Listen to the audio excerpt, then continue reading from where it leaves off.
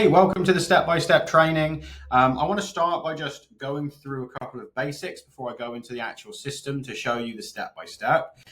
Some of this you may already be aware of, maybe not, but I just like to kind of set the scene accordingly so that you understand where my brain comes from. For those of you that don't know me, my name is Alan, as my profile says. I've been building and helping other people build online businesses for the last 6 years, and I've been building businesses in total for the past 20 years. It's just something that I've always done and have a real passion for. I've built a 7-figure business, which was in the recruitment industry, multiple 6-figure businesses in coaching niches, both fitness coaching and business coaching. And our main focus at this point is full business consultancy, done for you service, courses and digital products. So we have a full business set up and serve clients around the world. So first things first, we want to understand, okay, so the key backbone of everyone's business, in my opinion, should be processes that drive inbound traffic. Like, we're not looking to use this necessarily as the sole mechanism, the process we're about to talk about. We don't want this to be the sole mechanism in the business, but it is a nice additional flywheel to re-engage people, to drive people through a process, to be able to pick up sales on a consistent basis. But first and foremost, we should be trying to build that skeleton of the business. So I'm a big fan of awareness-based content. So for me, first of all, I was very averse to filming content and being on camera particularly. I have worked in like sales-based industries for most of my career. So going one-to-one felt very natural to me. It's a very time-consuming process. It's very difficult to scale, and you're never going to get the reach that you can get if you just get attention-based content working correctly. So there's a few different things you can use to get awareness from strangers. Could be speaking to strangers one-to-one, like I just said. Reels are obviously the main thing that people are now focusing on. You can use blogs and podcasts. There's an argument there to say that that's also nurture as well. So it's a bit of both. And then you tie it all together with a Google business profile so that there's one clear entry point for people. So if you're working with clients typically over the age of 30, they're still going to do a large degree of their research from Google. They're going to do it on their own. And it's just best practice to have all those bits kind of tied together nicely. Obviously, you then need to bring people through that funnel. So you bring them down into maybe a Facebook community or a school community or something, or somewhere you can nurture them. Maybe it's email, maybe it's a WhatsApp group. There's so many different options. I'm not the type of person to say everyone should do this one thing, because that becomes dated quite quickly. But what is clear is that you need at least 20 touch points or 7 hours, or there's a few different metrics that can be used. But you need a chunk of time, and that's going to vary depending on how efficient your process is, that somebody goes from being a stranger to being aware to a point that they know, like, and trust you, and that they're happy to take things further. So this next thing is really important. It's understanding what is the mechanism you're using to convert people. And more importantly than that, what are the signals that you're looking for? And this is going to tie into this process that we're about to map out. But it's really important. So prime example, we've got somebody with masculine energy, could be a man or a woman, and we've got somebody with feminine energy, again, could be a man or a woman. They have different conversion signals. So if you predominantly work with people who have more feminine energy, coming into the inbox and just hitting them with a hard pitch, that's going to feel very horrible to that person receiving it. And they're going to repel quite hard away from it because they're permission based, which means that we need to start with something which is typically more, do you mind if I ask a question? Can I like something to just open that doorway so that they feel in control of the process? It's very important for that person to feel in control. Whereas conversely, if you ask permission to ask a question of somebody who is very high up on that dark energy scale, so a high level of masculine energy, they're going to say, no, you can't ask a question, because they feel like you're wasting their time. They're the type of person who wants straight to the point. They appreciate a direct pitch, which is funny because depending on which group of people you're in, whether it's clean energy, dark energy, however you want to refer to it, masculine, feminine, whatever, like, you have these polarizing things of, there's a lot of talk about, oh, you shouldn't direct pitch, it's really badly received. It's actually not badly received if you're talking to the right person who wants to receive it. And I think that more often than not, it really comes down to round peg, square hole.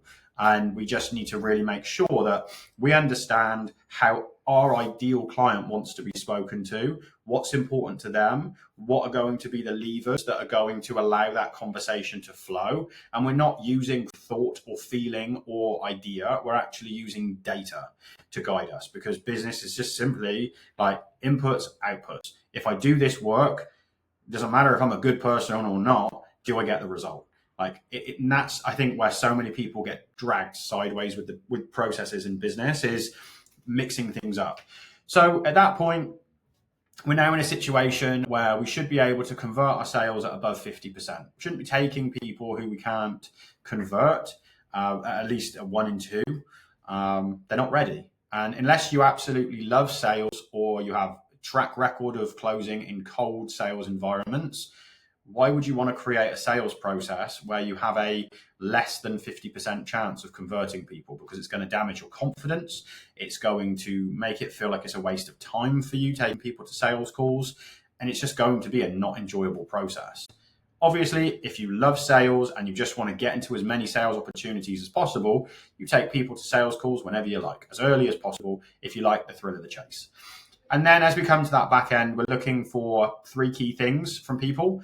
We're looking to pick up referrals from our clients. So 2 referrals per client on average. Obviously, not everyone's going to perfectly give you 2. Some will give you 4 or 5. Some will give you 1 or 0. But you're going to average that out. That's 2 clients. And then we're also looking to keep hold of 80% of people. And we want our churn rate across the business to be below 5%. If we've got those 3 metrics in place, we need a very small amount of inbound traffic, because the business is going to grow consistently. We're going to double the business at least just through referrals. And then we're going to keep hold of most people here as well. So our business just simply compounds by being the tortoise instead of trying to be the hare, by just having solid process that works day in and day out. And that's that first component. So now it brings me to the main piece of the whole point of this training, which you can see here, a step-by-step SOP. So the first thing we need to do is we need to collect the information. Like, who is your ideal person? Not who do you work with. And I'm not talking about women over the age of 30. I'm not talking about busy mums. I'm not talking about CEOs. I'm talking about who is that ideal person.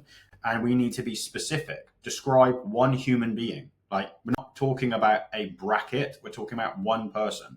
We're talking about Deborah, who's 45. She works in manufacturing. She's a COO. She's got 20 years experience, 3 grown-up children. She has low self-esteem.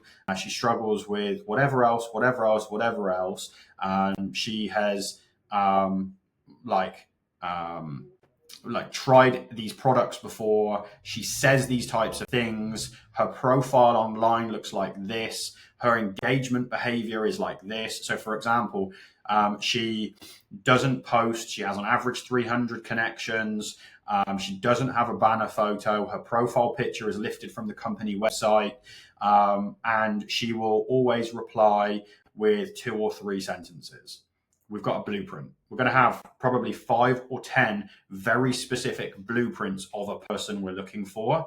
At that point, we can now start to understand the conversion criteria of somebody. So this first box here, then it's really about understanding, okay, well, if somebody sends me 3 paragraphs of text when I say hello to them, they're probably not my person. Doesn't mean you can't help them, but you immediately know they've got a red flag next to them. They may not fall into your optimal bucket for lead generation or potential customers, whatever phrasing you want to use. And this is really important because time is finite. We only have so many hours in a day. We only have so many outreaches that we can do. We can only start so many conversations. So when people say like reaching out, whether it's warm or cold, doesn't work, 9 times out of 10, it's because they're just reaching out to anybody and they don't understand what makes that person tick. They don't understand how to start a conversation. So once we, and obviously pause the video, like read some of these other criterias, but we want to first of all understand who are we targeting. And then the next thing we want to do is we want to understand like what conversion message do we need. So this might be a 1-part message or a 2 or 3-part message, depending on, like I said earlier, that light or dark energy, masculine, feminine energy. For most people who are watching this training, I'm going to take a punt and say that you probably received a message from me that was permission based at first, because my ideal client is permission based. I work an awful lot with men and women who serve in the coaching space, mindset coaching, health and wellness coaching. That's very clean energy. That's that more feminine energy. And a lot of the time, the guys that I work with, they're like, no, I don't have feminine energy, like I'm masculine. And I don't mean it in a you're like a girl. I mean that you are caring. You want to help people. Like you really prioritize value. Like those types of things are higher on that feminine energy track or clean energy. Just really quick example, 2 polar examples. Dark energy, so that strong masculine energy, is Mike Tyson, Conor McGregor, those types of people. Clean energy, Mother Teresa. That's the polar opposite. That's kind of what we're looking at here. Like caring, selflessness. It's the person that I serve. I'm also that type of person. I'm a man. Like, do you know what I mean? Like, it's just how it is. So we want to understand what's the conversion message. So maybe you need a permission-based message at first, and then when they respond, you're able to have your value component there. Maybe that you're able to go straight to your value component. We want to understand the message needs to be, because everyone always says, well, what should my message say? It needs to be something that starts a conversation, and we need to understand what the end goal is. Are we trying to book a call? Are we trying to just build value? Are we trying to sell something? Like, what's the actual goal? Because depending on the goal will depend on what steps we need to do, and it will depend on the friction that we need to put in place. Now, we need to know these things before we go to the system, which I promise you I'm going to get to in a minute. Because without knowing these things, we can't systemize it. We can't automate it because we don't know what we're trying to do.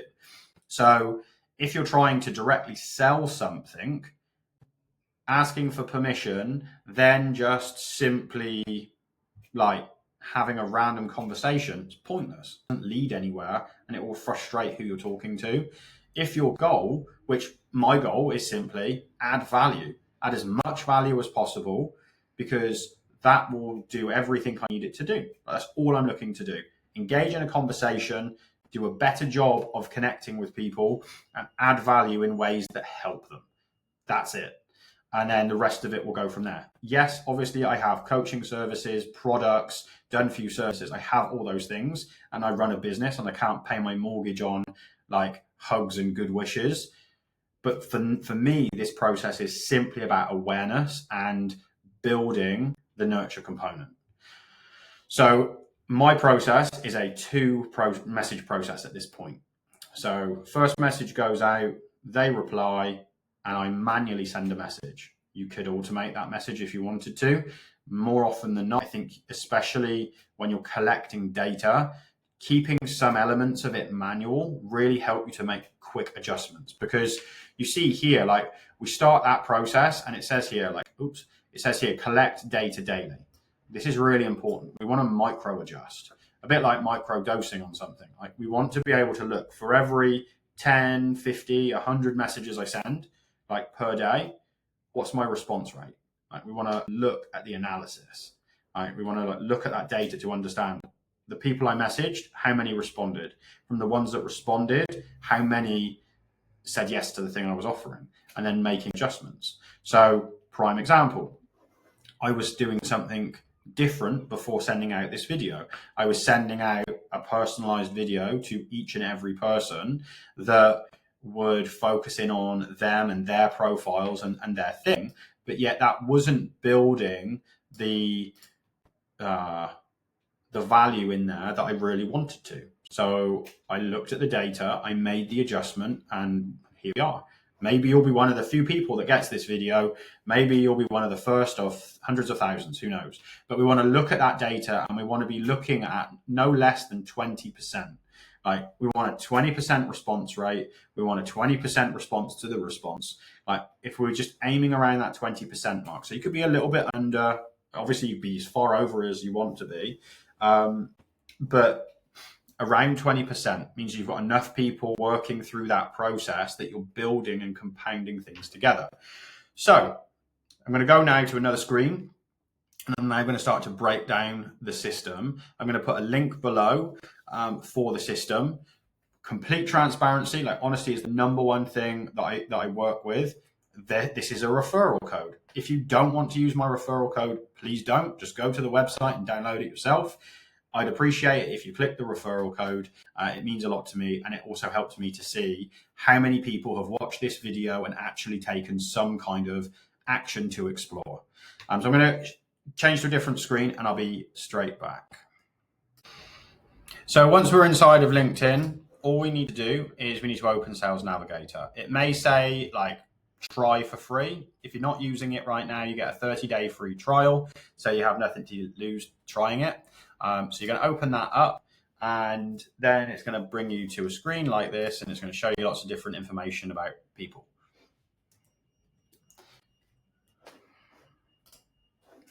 What we really care about and what we're trying to do here, we want to click on lead filters, and we want to now build a list of people, essentially. So we're going to go connection, and we're going to select first degree connection. So just to explain this, first degree connection are your friends, essentially. Second degree connections are friends of your friends. Third degree are friends of friends of friends. You can only connect to a certain amount of third degrees. Second degree is where they really want you to be adding people from. And first degree are obviously people you're already connected with. Group members, as the name might suggest, are people who are group members. So we want first degree, and then we want to just start to refine this information. So maybe we know that we want their job titles to be CEOs. You include it and any other variation of that. So maybe director, maybe managing director. And then it's going to be a case of, well, we know that we like them to be over a certain age. So we want them to have been in their current position for more than a decade. Just starts to drive a certain age profile, and we want them to be in a certain location. So we're only looking for people who are in the United Kingdom. And you can see that out of my connections, like however many, I think I've got 7,000 connections, there's 179 people who already meet this criteria. And then all you do is you would go through, you would click select all, save them to a list. So click save to list, create a new list, add them to that list, and then you continue, you go next page, and then you would repeat the process. You come down to the bottom, click page 2, select all, save to a list, select the list that you want to save them to, and you're done. That's that process. If you have done this component and that's how you want to run the automation, you would select, when it says where do you want to select people from, you would select Sales Navigator, and then you would select list because you've already made the list. You then select the list and it pulls the people in the same way. When it's finished collecting that list, you just click start campaign and it continues to run. What I would say, there's quite a lot of moving pieces here for this first process. On top of this, there's so many other things you can do. If you have any questions about this process or any others, please let me know. More than happy to help wherever I can. And if nothing else, I hope you go get yourself some clients.